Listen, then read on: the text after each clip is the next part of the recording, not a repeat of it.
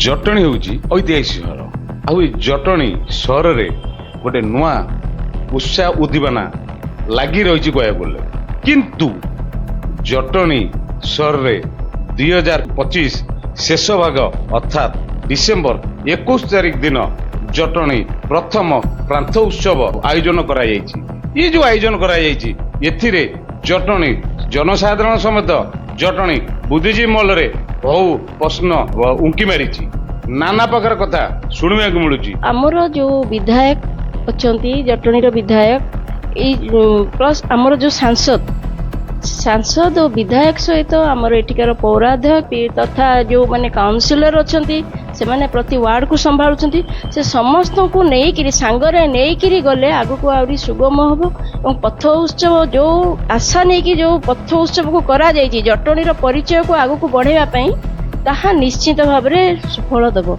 BJP जो कथा कहती सबका साथ सबका विश्वास सबका साथ तो ये कहीं से परिलिखित होनी बोली मु मन करुँच कहीं विधायक को डकाहीनी एमपी की डकाहीनी किंतु मुझे जटणी कथा हूँ संविधान जोटा अच्छी कहते जटणी प्रथम नागरिक होती चेयरमैन आज मु अच्छी काली आउ किए रु संविधान जो पदवीटा हूँ संवैधानिक पद सेठिकी न डाकिबा पुणी म्युनिसिपालिटी अंचल भितर हूँ बड़ दुर्भाग्य कथा।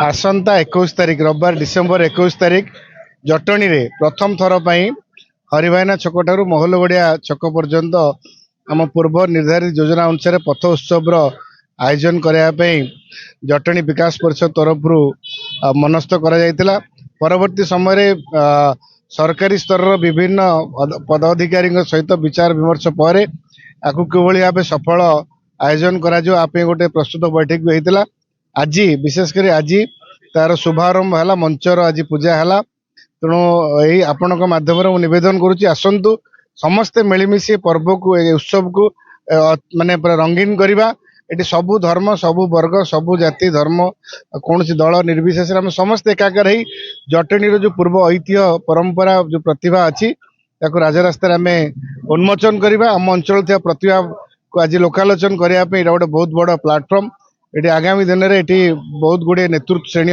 व्यक्तित्व मान योगदान कर आशा अच्छी एवं विशेषकर 50 रु ऊर्ध्व भल भल माने रेलवे टू आरंभ कर आईआईटी नाइजर से कैंपस रु पिला माने आसी तांको द्वारा प्रयोजित करा विभिन्न कार्यक्रम से प्रदर्शित करेंगे सहित विशेषकर गुड़े आम जटणी निर्वाचन मंडली अंचल विभिन्न अंचल विभिन्न प्रतिभा माने नाच ठू आरंभ कर वक्तृता तो चित्रांकन तो आरंभ कर पेंटिंग डांस विभिन्न प्रकार लोकनृत्य आरंभ कर सब प्रकार इवेंट से दिन आयोजन हम समस्त को सब जनसाधारण को निवेदन कर सकाल 6 ରୁ 10ଟା पर्यंत ये रास्ता आम पे गोटे उत्सव मुखर हम समस्त को निवेदन करुच्ची आपण मैंने आसतु आमको सहयोग करने सहित ये कार्यक्रम केमती सफल हो ताको सहयोग करूँ। पथ उत्सव जो जटणी रे प्रथम थर होची माननीय सांसद श्रीमती अपराजिता षडंगी दिग्दर्शन आ लुलु भाई विश्वरंजन बड़जना नेतृत्व रे होची ताको सपोर्ट जे करूछंती हमर सुदर्शन भाई से होचंती जटणी विकास परिषद आ सरकार समस्त सहयोग अच्छी जमती एग्जीक्यूटिव तहसीलदार बीडीओ आईआईसी फायर अफसर मेडिकल अफसर समस्त सहयोग रही सरकारी कार्यक्रम पूरा किंतु जेहेतु विकास परिषद आयोजन दायित्व नहीं तेणु विकास परिषद सुदर्शन भाई दिग्दर्शन अच्छी मुख्य भाव में लुलु बड़जना प्रेरणा ये हूँ कारण तांकर जदि प्रेरणा न था एत बड़ कार्यक्रम हो पार न था जटणी ये जो पथ उत्सव हूँ 1100 मीटर पथ उत्सव ये हूँ जटणी माटीर सबुठु बड़ मंच ए मंच रे आमे नाच गीत स्वास्थ्य क्रीड़ा सबू सबू वर्गर सबू धर्मर सबू जातिर सबू दलर कलाकार मानकु कला सहित जड़ित थिबा प्रत्यक्ष और परोक्ष भाव में जे जटणी माटी सहित जड़ित थिबा निर्वाचन मंडलीर समस्त को सुजोग दउछु एबे सुधा आम पाखे पाखापाखि 50 ରୁ 53 संस्था आम सहित जड़ित होती प्रदर्शन करने railway niger IIT skill development निस सोफिटोरियम एमती बहुत ऑर्गेनाइजेशन सांस्कृतिक कार्यक्रम रे आमे पाइका खेड़ा दासकाठिया पाला तापरे दंड नाच बेहेरा नाच बहुत प्रकार जिते कला संस्कृत अच्छी लुत्तायित कला करुचु खेल रे क्रिकेट फुटबॉल बैडमिंटन तापर बास्केटबॉल टेबल टेनिस सबू खेल सेमती जुम्बा तापर कराटे तापर जिम सबू सबू विभाग समस्त को नृत्य गीत संगीत चित्रांकन समस्त स्वास्थ्य परीक्षा मागणार सबूर सुजोग देचु। तेणु जटणीवास को अनुरोध करी आपण मैंने बहु संख्यार आसतु। ये पथ उत्सव प्रथम थर हूँ एक नंबर 1 करवा मो सहित मिस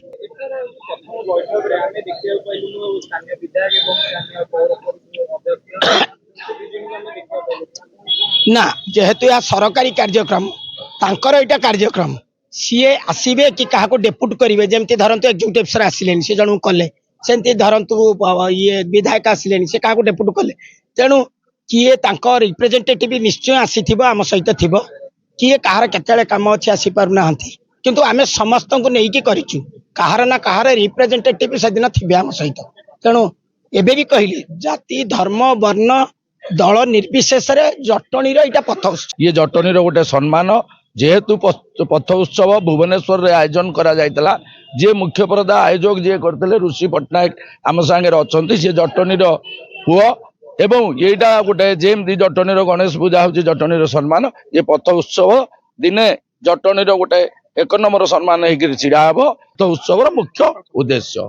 जटणी हूँ ऐतिहासिक सहर आउ जटणी सहर रे गोटे नुआ उत्साह उद्दीपना लगी रही कह किंतु जटणी सहर रे 2025 शेष भाग अर्थात डिसेम्बर 21 तारिख दिन जटणी प्रथम प्रांत उत्सव आयोजन करा जायछि। ये जो आयोजन करा जायछि एथिरे जटणी जनसाधारण समेत जटणी बुद्धिजीवी मल रे बहु प्रश्न उंकी मारिछि नाना प्रकार कथा शुणा मिलूची किंतु जटणी ऐतिहासिक रे ये नूतन पदक्षेप स्वागत करथला बेले तार केतोटी कार्यधारा को नहीं लोकों भितर असंतोष प्रकाश पाई।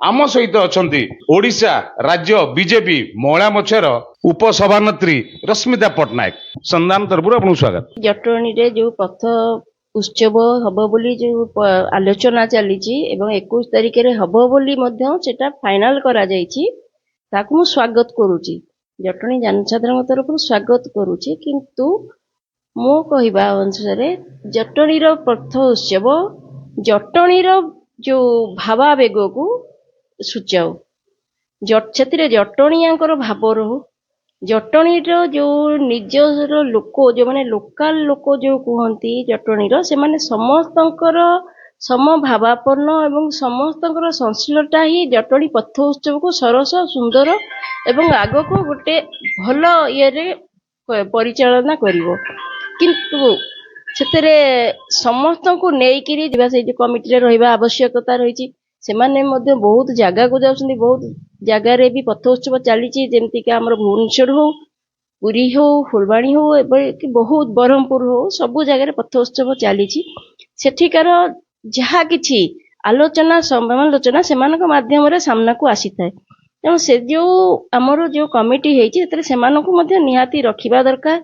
जटणी हूँ गोटे एमती एक ऐतिह्य संपन्न सहर जो कि कलाकार ठू नहीं बुद्धिजीवी ता सहित विभिन्न वर्गर आसुथिबा लोक माने एठी रुहंती बसवास करती तो सेमानंको एका भाव रे आनिबा पयगा गोटे मंच होची पथ उत्सव पर अनेक आमर अछंती जो माने ऐतिहासिक भी अछंती बहुत गुडी बुद्धिजीवी भी अछंती जटणी एमती भुवनेश्वर को लागिथिबा गोटे ऐतिह्य संपन्न सहर व्यावसायिक सहर आज पुनर्बार आमे ताकर पथ उत्सव माध्यम जटणीर ही अस्मिता जहाँ को कह जाए आम जटणी कौन ताको लोकों मध्य उपस्थापन करने को जाऊँ तेणु जदि जटणी जो यही जो प्रक्रिया चली पथ उत्सव करने ता देहरे विधायक एवं आमर माननीय सांसदों सहित मिसी गोटे बैठक नहीं आहरी सुंदर हो पारि था किंतु मैडम बहुत बढ़िया कथा कहले विधायक आउ सांसद उभय बैठक होता है ठीक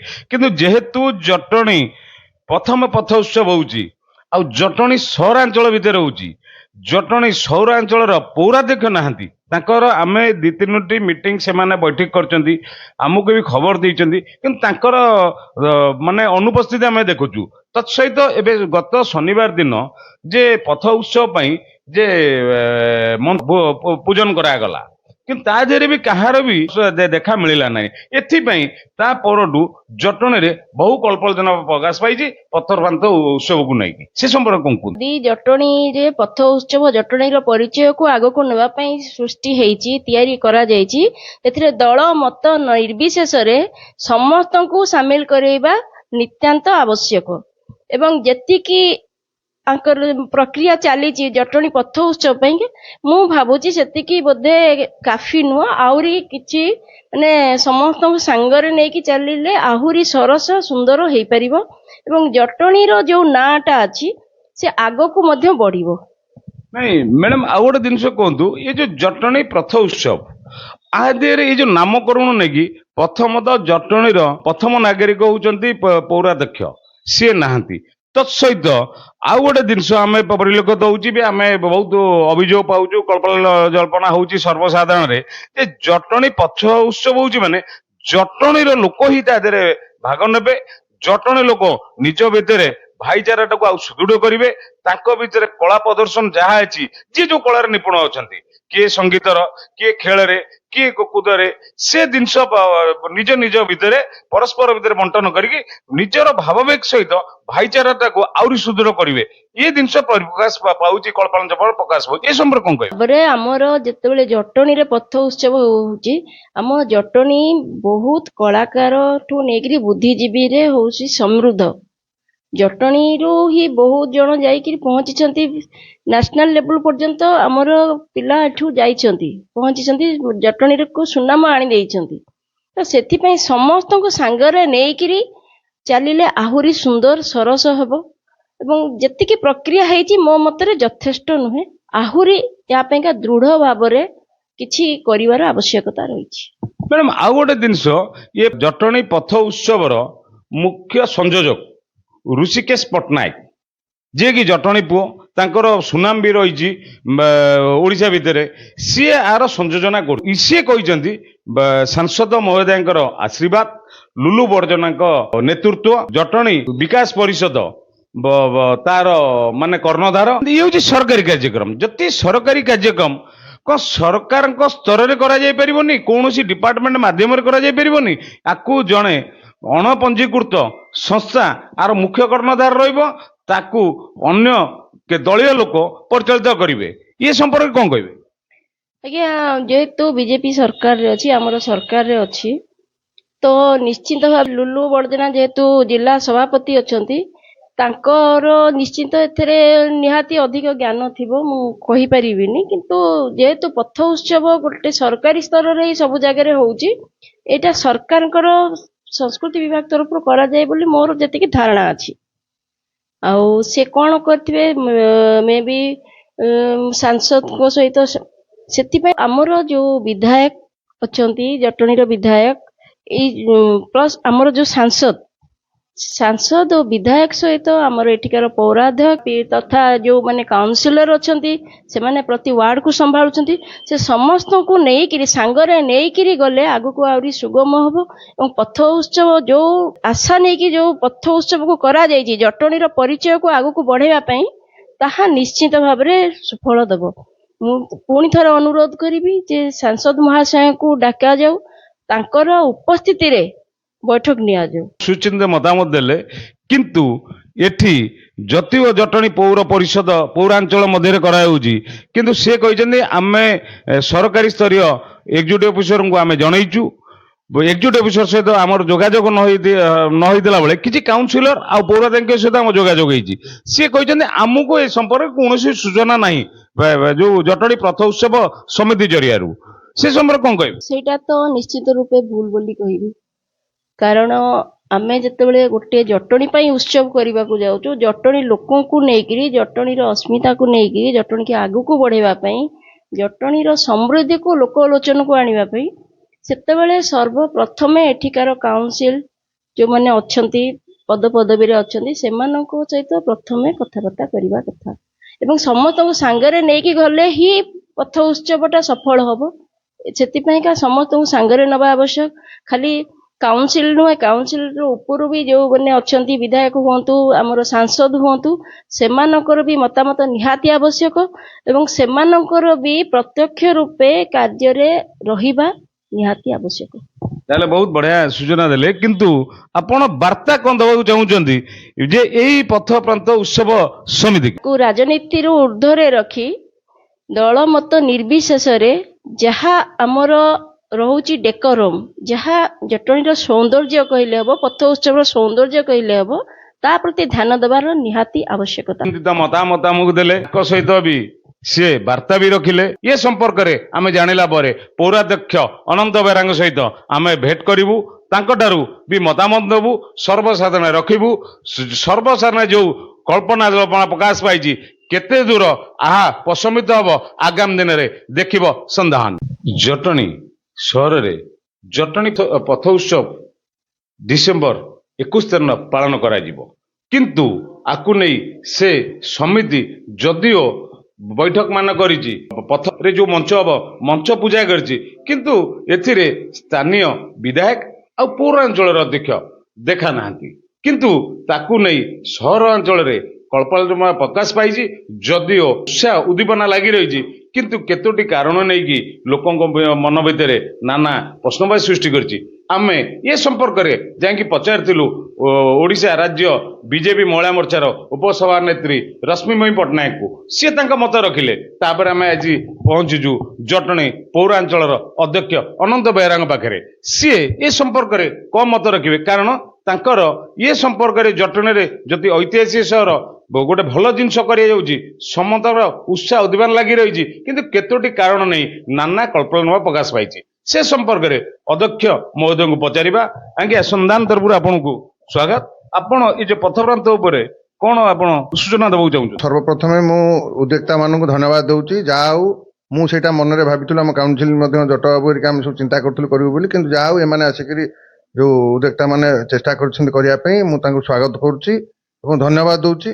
କିନ୍ତୁ ଯୋଉ ଗୋଟେ ମୁଁ ଦେଖିଲି ସୋସିଆଲ ମିଡିଆରେ ଆମର ବିଶ୍ୱରଞ୍ଜନ ବଡ଼ଜେନା ଲୁଲୁ ଭାଇ ଗୋଟେ ପୋଷ୍ଟ କରିଥିଲେ, ସେ ପଥ ଉତ୍ସବଟିକି ବିଜେପି ଗୋଟେ ତଳକୁ ଲେଖା ହେଇଛି, ବିଜେପି ଓଡ଼ିଶା ସବୁ ଲେଖା ହେଇଛି। ଯଦି ବିଜେପି କଥା ୱେଲକମ୍, ଯେକୌଣସି ଦଳ ମାନେ ଜଟଣୀର ବିକାଶ ପାଇଁ କୌଣସି ଦଳ ନାହିଁ ଏଠି। ଅପରାଜିତା ମ୍ୟାଡାମ ଆମର ସାଂସଦ କହୁଥିଲେ ଏବଂ ବିଧାୟକ ମଧ୍ୟ କହୁଛନ୍ତି, ଆମେ ତାକୁ ବି ଫଲୋ କରୁଛୁ।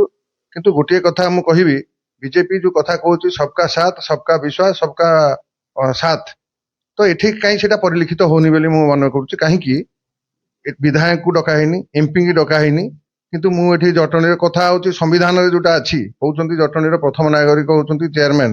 ଆଜି ମୁଁ ଅଛି, କାଲି ଆଉ କିଏ ରହିବ, କିନ୍ତୁ ସମ୍ବିଧାନ ଯୋଉ ପଦବିଟା ହଉଛି ସାମ୍ବିଧାନିକ ପଦ, ସେଠିକି ତାଙ୍କୁ ନ ଡାକିବା ପୁଣି ମ୍ୟୁନିସିପାଲିଟି ଅଞ୍ଚଳ ଭିତରେ ହଉଛି, ଏଟା ବଡ ଦୁର୍ଭାଗ୍ୟ କଥା। ଠିକ ଅଛି, ଆମର ବି ସେଥିରେ ମନ ଉଣା ନାହିଁ, ଆମର ସମର୍ଥନ ଅଛି, କରନ୍ତୁ, କିନ୍ତୁ ସମସ୍ତଙ୍କୁ ନେଇକିରି କଲେ ଆହୁରି ସୁନ୍ଦର ହେଇଥାନ୍ତା, ଭଲ ହେଇଥାନ୍ତା, ସମସ୍ତେ ଆପ୍ରିସିଏଟ କରିଥାନ୍ତେ। ଆପଣ ଯୋଉ କହିଲେ ଏଠି ଜନତାଙ୍କ ପାଖରେ ଆମେ ଯୋଉ ସେବା ରଖୁଛୁ, ଆମର ଦଳ ବର୍ଣ୍ଣ ନିର୍ବିଶେଷରେ ଆମେ ଏକ, ସେ ଜିନିଷ ବି ଜଟଣୀବାସୀ ପରିଲକ୍ଷିତ କରିଛନ୍ତି। ଜଟଣୀ ପୌରାଞ୍ଚଳରେ ଯୋଉ ରାସ୍ତା କାମ ହଉ କି ନାଳ ନର୍ଦ୍ଦମା କାମ ହଉ, ଯେକୌଣସି କାମ ହେଲେ ଆପଣ ଆଉ ବିଧାୟକ ଆଉ ସାଂସଦ କି ସାଂସଦ ପ୍ରତିନିଧି କି ଜଟଣୀ ଅଞ୍ଚଳରେ ଯିଏ ଲିଡ୍ ନଉଛନ୍ତି ବିଶ୍ୱରଞ୍ଜନ ବିଜେପିର, ସିଏ ବି ଏକଜୁଟ ହେଇକିରି ଆପଣ ଉନ୍ନତିମୂଳକ କାର୍ଯ୍ୟରେ ସାହାଯ୍ୟ କରନ୍ତି। କିନ୍ତୁ ଇଏ ହଉଛି ଜଟଣୀ ସହର ଐତିହାସିକ ସହର, ଆଉ ଐତିହାସିକ ପଦକ୍ଷେପ ନିଆଯାଇଛି ଜଟଣୀ ପଥ ଉତ୍ସବ। ଇଏ ପଥ ଉତ୍ସବରେ ଆପଣଙ୍କୁ ବାଇକଟ୍ କରିବା ଆଉ ବିଧାୟକଙ୍କୁ ବାଇକଟ୍ କରିବା, ଆପଣ ଦେଖାର ନଥିବା, ଏ ସମ୍ପର୍କରେ ଜଟଣୀବାସୀ ନାନା କଳ୍ପନା ପ୍ରକାଶ ପାଉଛନ୍ତି। ସେ ସ୍ପଷ୍ଟ ମତ ରଖନ୍ତୁ। ସମସ୍ତଙ୍କୁ ନେଇକି ଯିବା କଥା, ଆମେ ସବୁ ଯୋଉଟା ସାମ୍ବିଧାନିକ ବିଧି ବ୍ୟବସ୍ଥା ଭିତରେ ଅଛି, ସାଂସଦକୁ ନେଇକି ଯାଉଛୁ, ଆମର ବିଧାୟକଙ୍କୁ ନଉଛୁ, କିନ୍ତୁ ଯୋଉ କହିଲେ ବିଶ୍ୱରଞ୍ଜନ ବଡ଼ଜେନାଙ୍କୁ, ତାଙ୍କୁ ନେଇପାରୁନୁ ଏଇଥିପାଇଁ, ସେ ଯେହେତୁ ଜଣେ ଗୋଟେ ପାର୍ଟିର ସେ ଜିଲ୍ଲା ଅଧ୍ୟକ୍ଷ ଅଛନ୍ତି, ତ ସେଥିପାଇଁ ଏ ସରକାରୀ କାର୍ଯ୍ୟକ୍ରମରେ ତାଙ୍କୁ ସାମିଲ କରିପାରୁନୁ। ସେଥିପାଇଁ ନହେଲେ ଯୋଉ ଆମର ଅଛନ୍ତି ସାଂସଦଙ୍କ ପ୍ରତିନିଧି ହୁଅନ୍ତୁ, ଠିକ ଜିନିଷ କହିଲେ, ଆପଣ ନେଇ ପାରୁନାହାନ୍ତି, ସେ କିନ୍ତୁ ଉପସ୍ଥିତ ବି ରହୁଛନ୍ତି ଆପଣଙ୍କ ସହିତ। ଯେକୌଣସି ଉଦ୍ଘାଟନ ହଉ ବା ଯେକୌଣସି ଜିନିଷ ହଉଛି ଜଟଣୀବାସୀ ଦେଖୁଛନ୍ତି, ସେଥିରେ କିଛି କୌଣସି କାହାର ଦ୍ୱିଧା ବି ନାହିଁ। ଆପଣଙ୍କ ଯୋଉ ରହିଛି ସବକା ସାଥ ସବକା ବିକାଶ, ସେ ଯୋଉ ନାରା ଦେଇକି ଚାଲିଛନ୍ତି, ସେ ନାରାରେ ଆପଣ ମାନେ ବି ଯୋଡି ହେଇଛନ୍ତି। କିନ୍ତୁ ଇଏ ଯୋଉ ପଥ ଉତ୍ସବ ଚାଲିଛି, ଇଏ ବି ସେ ଧରଣର ହେଲେ ଜଟଣୀ ବାସୀଙ୍କ ପରେ ଆହୁରି ଆଦୃତ ଲାଭ କରିବ। କିନ୍ତୁ ସେ କଥାକୁ ଆସନ୍ତୁ, ସେ ପ୍ରସଙ୍ଗ ଉପରେ ଆପଣ କୁହନ୍ତୁ। ଯଦି ସମସ୍ତଙ୍କୁ ନେଇକିରି ଯିବା, ଯଦି ଏ ଯୋଉ ପଥ ଉତ୍ସବଟି ହଉଛି, ଯଦି ସବୁ ବର୍ଗର, ସବୁ ଜାତିର, ସବୁ ଧର୍ମର, ସମସ୍ତଙ୍କୁ, ସବୁ ରାଜନୈତିକ ବ୍ୟକ୍ତି ବିଶେଷଙ୍କୁ ଯଦି ନେଇକିରି କରାହନ୍ତା ଆହୁରି ସରସ ସୁନ୍ଦର ହୁଅନ୍ତା। ଆମର ଏଥିରେ କିଛି ମାନେ ଟିପ୍ପଣୀ ଦେବାର ନାହିଁ। ଆମକୁ ଯେତିକି ଯାହା ସାହାଯ୍ୟ ତାଙ୍କର ଯୋଉ ପଥ ଉତ୍ସବ ବାଲା କରିଥିଲେ ଆମେ ତାଙ୍କୁ ସହଯୋଗ କରେଇ ଦଉଛୁ ଏବଂ କରିବୁ ମଧ୍ୟ ଭବିଷ୍ୟତ। ନାଇଁ ସିଏ କହିଲେ ଆମେ ଏଇଟା ସରକାରୀ କାର୍ଯ୍ୟକ୍ରମ, ଯିଏ ଅଛନ୍ତି ମୁଖ୍ୟ ସଂଯୋଜକ ଋଷି ପଟ୍ଟନାୟକ, ସେ ଜଟଣୀ ପୁଅ, ତାଙ୍କର ସୁନାମ ରହିଛି ବି ଓଡ଼ିଶାରେ ସୁନାମ ରହିଛି। ସିଏ କହିଲେ ଯେ ଇଏ ହଉଛି ସାଂସଦ ମହୋଦୟଙ୍କର ଆଶୀର୍ବାଦ, ଲୁଲୁ ବଡ଼ଜେନାଙ୍କ ନେତୃତ୍ୱ, ବିକାଶ ପରିଷଦର ପ୍ରୋତ୍ସାହନ ଯୋଗୁ ଆଜି ଆମେ ପ୍ରଥମାନ୍ତ ଉତ୍ସବ କରିବାକୁ ଯାଉଛୁ। ତାପରେ କହିଲେ ଇଏ ସରକାରୀ କାର୍ଯ୍ୟକ୍ରମ, ଇଏ ଯୋଉ ସରକାରୀ କାର୍ଯ୍ୟକ୍ରମ ରେ ଆପଣଙ୍କର ଯୋଉ କାର୍ଯ୍ୟାଳୟ ଅଛି ସିଏ ତ ସଂଶ୍ଳିଷ୍ଟ ନିଶ୍ଚିନ୍ତ ଥିବ। ଯଦି ସରକାରୀ କାର୍ଯ୍ୟକ୍ରମ କୌଣସି ନିର୍ଦ୍ଦେଶ ସେମିତିକା ଆମ ନଗର ଉନ୍ନୟନ ବିଭାଗ, ସଂସ୍କୃତି ବିଭାଗ କୌଣସି ଚିଠି ଆମକୁ ସେମିତିକା ସରକାରୀ ସ୍ତରରେ ଆସିନାହିଁ। ଯଦି ଆସିବ ଆମେ ତ କହିଲୁ ସେ ଯାହା ହଉ, ସରକାରୀ ହଉ, ବେସରକାରୀ ହଉ, ରାଜନୈତିକ ହଉ, ଯାହା ହଉ, ଏ ପଥ ଉତ୍ସବକୁ ଆମର ସମର୍ଥନ ସହଯୋଗ ସବୁ ଅଛି ଏବଂ ଆଗାମୀ ଦିନରେ ରହିବ। ଆଉ ଯୋଉ ରହିଲେ କହିଲେ ଡାକୁନାହାନ୍ତି, ଆମକୁ ଡାକିଲେନି, ସିଏ ଡାକିବା ପାଇଁ ତାଙ୍କର ଉତ୍ସାହ ଥିବ। ସେ ଯୋଉ ଋଷି ପଟ୍ଟନାୟକ କଥା କହିଲେ ତାଙ୍କର ଉତ୍ସାହ ଥିବ କି ଲୁଲୁ ଭାଇର ଥିବ, କିନ୍ତୁ ଆଉ କିଛି ଅଛନ୍ତି ତା ଦେହରେ ସେମାନେ ଚାହୁଁନାହାନ୍ତି ଯେ ମତେ ଡକାଯାଉ କି ବିଧାୟକଙ୍କୁ ଡକାଯାଉ। କାଲି ବାସନା ହଉଥିଲୁ ଆମେ, ସେ ବିଧାୟକ ବାସନା ହଉଥିଲେ କି ମୁଁ ବାସନା ହଉଥିଲି, ଏଇନା ତାଙ୍କୁ ମୁଁ କନ୍ଧଉଛି, କିଛି ଅସୁବିଧା ନାହିଁ। ଏଇଟା ହଉଛି ସାମ୍ବାଦିକ ପଦ। ମୁଁ ଆଜି ଅଛି, କାଲି ସିଏ ବି ଥିବେ। ଯଦି ମୁଁ ସେମିତି ଜାଗାରେ ରହିକି ତାଙ୍କୁ ସେମିତି କରିବି, ଯଦି ତାଙ୍କୁ ଭଲ ଲାଗୁଛି କି ଜଟଣୀ ସାଧାରଣ ଲୋକ ତାକୁ ଗ୍ରହଣ କରୁଛନ୍ତି, ତାହେଲେ କିଛି ୱେଲକମ, ଆମର ସେଥିରେ ସମର୍ଥନ। ଆଜ୍ଞା, ସାଧାରଣ ଲୋକ ଗ୍ରହଣ କରୁନାହାନ୍ତି କି ବୁଦ୍ଧିଜୀବୀ ମହଲ ଗ୍ରହଣ କରୁନାହାନ୍ତି, ଶିକ୍ଷାବିତ ମହଲ ଗ୍ରହଣ କରୁନାହାନ୍ତି, ଯୋଉଥିପାଇଁ ଆମେ ତାର ସ୍ୱର ସାଜିଛୁ। ଆମ ପାଖକୁ ଅଭିଯୋଗ ମାନେ ବହୁତ ଲୋକ ଏ ବାବଦରେ ସମ୍ପର୍କରେ ସୂଚନା ଦେଇଛନ୍ତି। ଯେହେତୁ ଜଟଣୀର ପ୍ରଥମ ନାଗରିକ, ତାଙ୍କରି ଅଧୀନ ପୌରାଞ୍ଚଳ ଭିତରେ ହଉଛି, ତାଙ୍କ ଦେଖା ନାହିଁ, ଦର୍ଶନ ନାହିଁ, ସିଏ ତାଙ୍କେ ଗୋଟିଏ କଥା। ଦ୍ୱିତୀୟ ଜିନିଷ ହଉଛି ଏମାନେ ଯୋଉ ପଥ ଉତ୍ସବ କରୁଛନ୍ତି ଯେ ଜଟଣୀ ଅଞ୍ଚଳର, ଜଟଣୀ ନିର୍ବାଚନ ମଣ୍ଡଳ ପାର୍ଟିସିପେଟ କରିବେ, କିନ୍ତୁ ଏମାନେ ବାହାରୁ ଆଣିବା। ଜଟଣୀ ତ ଗୋଟେ ଭାଇଚାରା ସହର ଏବଂ ସାଂସ୍କୃତିକ ସହର ଏବଂ ଗୋଟେ ପାଇକ ମାଟିର ପାଇକ ମାଟି। ତ ଯଦି ସମସ୍ତ ଜଟଣୀ ନିର୍ବାଚନ ମଣ୍ଡଳୀର ସମସ୍ତ ଯୁବବର୍ଗ ହୁଅନ୍ତୁ, ଯୋଉମାନଙ୍କ ପାଖେ କିଛି କଳା ଅଛି, ସେମାନେ ତାଙ୍କର ପ୍ରଦର୍ଶନ କରିବେ, ତାହେଲେ ଗୋଟେ ଭଲ ପ୍ଲାଟଫର୍ମ ହବ ଏଇଟା ଆମ ଯୁବପିଢି ମାନଙ୍କ ପାଇଁ। ଏବଂ ସେ ଆଗକୁ ଯିବା ପାଇଁ ଗୋଟେ ବାଟ ପଥ ସୁଯୋଗ ଦେବ, ପଥ ଯୋଉ ଉତ୍ସବ ଗୋଟେ ସୁଯୋଗ ଦବ। ଏବଂ ମୁଁ ସେ ଭିତରକୁ ଯିବାକୁ ଚାହୁଁନାହିଁ। ମୁଁ ସମସ୍ତଙ୍କୁ ଆଉ ଥରେ ଅପିଲ କରୁଛି, ସମସ୍ତ ଉଦ୍ୟୋକ୍ତା ମାନଙ୍କୁ ସମସ୍ତଙ୍କୁ ନେଇକି ଯାଆନ୍ତୁ, ସୁନ୍ଦର ହବ, ଭଲ ହବ। ଯୋଉ ଉଦ୍ଦେଶ୍ୟ, ଯୋଉ ଲକ୍ଷ୍ୟ ନେଇକି କରୁଛନ୍ତି ଯୋଉ ପଥ ଉତ୍ସବ, ତାହା ଚରିତାର୍ଥ ହବ। ଯୋଡ଼େ ତିନିଟି ଜିନିଷ ପଚାରିବୁ, ତାକୁ ସ୍ପଷ୍ଟ ଭାବରେ ମନେ ରଖିବୁ। ଆପଣଙ୍କ କାଉନସିଲ ବା କାଉନସିଲର ଯୋଉମାନେ ଅଛନ୍ତି, ସଭ୍ୟା ମାନେ, ସେମାନଙ୍କୁ କିଛି ଅବଗତ କରାଯାଇଛି କି? ଯେହେତୁ ମତେ ଜଣିଆ ଯାଇନି, କାଉନସିଲ କହିଲେ, ପୌର ପରିଷଦ କହିଲେ, ମୁଁ ଅଧ୍ୟକ୍ଷ ହିସାବରେ ଜଟଣୀ ଲୋକଙ୍କ ଦ୍ଵାରା ନିର୍ବାଚିତ ହେଇକି ମୁଁ କାର୍ଯ୍ୟରତ ଅଛି ବା ଲୋକଙ୍କ ସେବାରେ ଅଛି। ଆମ ଅଫିସ କି ଏପର୍ଯ୍ୟନ୍ତ କୌଣସି ଲିଖିତ ଭାବରେ କୌଣସି ଆସିନାହିଁ ଯେ ପଥ ଉତ୍ସବକୁ କଣ ସାହାଯ୍ୟ ସହଯୋଗ କରିବା ପାଇଁ। କିନ୍ତୁ ଖାଲି ଯୋଉ ସଫେଇ, ଲାଇଟ୍ ଏଇସବୁ ବାବଦରେ ଖାଲି ଗୋଟେ ସାମୂହିକ ଫୋନ ଆସିଥିଲା। ଆମେ ମଧ୍ୟ ଆମର ଯୋଉ ଅଛନ୍ତି ଦାୟିତ୍ୱରେ, ଯୋଉ ସାନିଟେସନ ଦାୟିତ୍ୱରେ ଅଛନ୍ତି, ତାଙ୍କୁ କହିଦେଇଛୁ ଯାହା ଯେତେବେଳେ ସେ ମାଗିବେ ଆମର ସାହାଯ୍ୟ ସହଯୋଗ ଯୋଗାଇ ଦେବ। ଯଦି କିଛି ଆର୍ଥିକ ସାହାଯ୍ୟ କି ଆଉ ଅନ୍ୟ କୌଣସି ସାହାଯ୍ୟ ମାଗିଥାନ୍ତେ, ତାହେଲେ ଆମେ କାଉନସିଲର ଆପ୍ରୁଭାଲ ନେଇଥାନ୍ତୁ। ସେମିତି କାଉନସିଲରେ ସେମିତି ଏ ବିଷୟରେ କିଛି ଡିସ୍କସନ ହେଇନାହିଁ। ସେ ସଂଯୋଜକ ଋଷି ପଟ୍ଟନାୟକ କହିଲେ ଇଏ ସରକାରୀ ସ୍ତରୀୟ କାର୍ଯ୍ୟକ୍ରମ, ଆମେ କହିଥିଲୁ ଏକ୍ଜିକ୍ୟୁଟିଭ ଅଫିସରଙ୍କୁ, ଜଟଣୀ ପୌର ପରିଷଦ ଏକ୍ଜିକ୍ୟୁଟିଭ ଅଫିସରଙ୍କୁ, ସିଏ କୌଣସି କାରଣ ପାଇଁ ଅନୁପସ୍ଥିତ, କିନ୍ତୁ ତାଙ୍କ ପ୍ରତିନିଧି ଜଣକୁ ପଠେଇଛନ୍ତି। ଏ ମତ ସ୍ପଷ୍ଟ ମତ ରଖି, ଏଇଟା କେତେ ଠିକ? ଶୁଣନ୍ତୁ, ସାମ୍ବିଧାନିକ ପଦ କଥା ଯଦି ଚିନ୍ତା କରିବା, ଯେକୌଣସି ସେ କର୍ପୋରେସନ ହେଲେ, ମେୟର ହେଲେ ସେଠି ମୁଖ୍ୟ, କାଉନସିଲ ହେଲେ, ଯୋଉ ମ୍ୟୁନିସିପାଲ କାଉନସିଲ ହେଲେ ଚେୟାରମ୍ୟାନ ହେଲେ ଏଠି ମୁଖ୍ୟ, ଆଉ ଯଦି ଯୋଉ ଏନ୍ଏସି ଯୋଉଠି ଅଛି ସେଠି ମଧ୍ୟ ଅଧ୍ୟକ୍ଷ ହଉଛନ୍ତି, ଯୋଉମାନେ ଅଧ୍ୟକ୍ଷ ଅଛନ୍ତି ସେମାନେ ମୁଖ୍ୟ।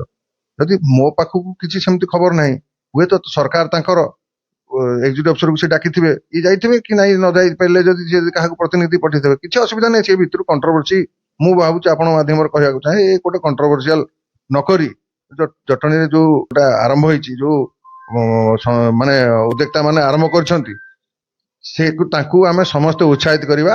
ମୁଁ ସେଇ ଗୋଟିଏ ପୁଣି ଆଉ ଥରେ ଶେଷରେ ଅପିଲ କରିବି, ସମସ୍ତଙ୍କୁ ସାଙ୍ଗରେ ନେଇକରି ଆମେ ଯିବା।